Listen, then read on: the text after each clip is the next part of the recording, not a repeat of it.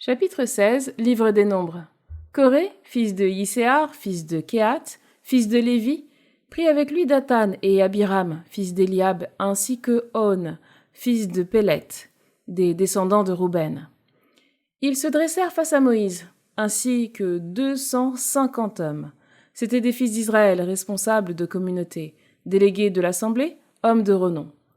Ils s'assemblèrent contre Moïse et contre Aaron, et leur dirent: On en a assez de vous. Oui, toute la communauté des fils d'Israël, eux tous, ils sont saints, et le Seigneur se tient au milieu d'eux. Pourquoi donc vous élevez-vous au-dessus de l'assemblée du Seigneur? En entendant ces mots, Moïse tomba face contre terre. Puis il parla à Coré et à toute la communauté.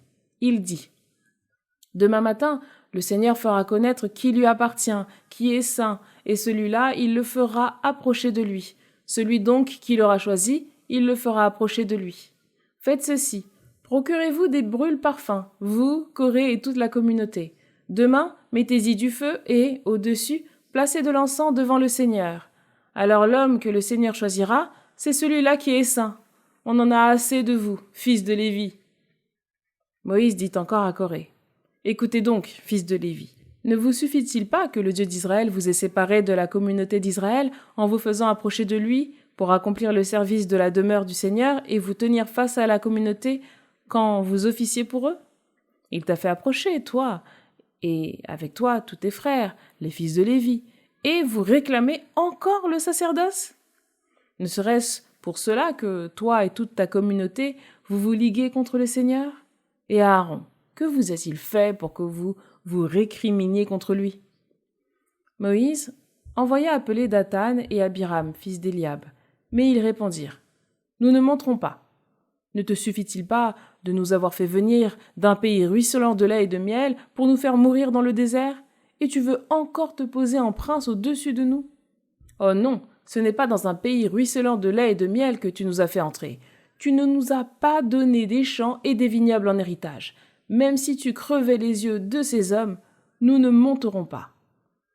Alors Moïse s'enflamma d'une grande colère, et il dit au Seigneur: Ne tourne pas ta face vers leur offrande. Je n'ai pas enlevé un seul de leurs ânes, je n'ai maltraité aucun d'entre eux.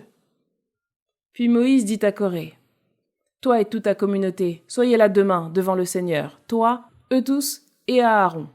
Prenez chacun votre brûle-parfum, vous y mettrez de l'encens, puis vous présenterez chacun votre brûle-parfum devant le Seigneur. Il y aura 250 brûle-parfums. Toi et Aaron, vous aurez aussi chacun votre brûle-parfum. Chacun prit donc son brûle-parfum, y mit du feu et plaça de l'encens par-dessus.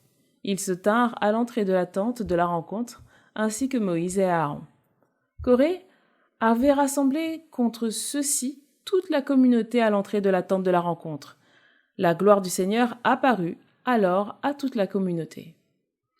Le Seigneur parla à Moïse et à Aaron. Il dit: Séparez-vous de cette communauté. Je vais les exterminer à l'instant. Mais eux tombèrent face contre terre et parlèrent ainsi: Ô Dieu, Dieu des esprits qui anime toute chair, un seul homme est en faute, et c'est contre toute la communauté que tu t'irriterais. Alors le Seigneur parla à Moïse, il dit: Parle à la communauté, tu diras: Éloignez-vous des abords de la demeure de Coré, Dathan et Abiram. Moïse se leva et alla trouver Dathan et Abiram. Les anciens d'Israël le suivaient. Il parla à la communauté, il dit: Écartez-vous donc des tentes de ces hommes, de ces coupables, ne touchez à rien de ce qui leur appartient, de peur que vous ne périssiez pour toutes leurs fautes. Ils s'éloignèrent donc des abords de la demeure de Coré, Dathan et Abiram, tandis que Dathan et Abiram sortaient et se tenaient debout à l'entrée de leur tente avec leurs femmes, leurs fils et leurs jeunes enfants.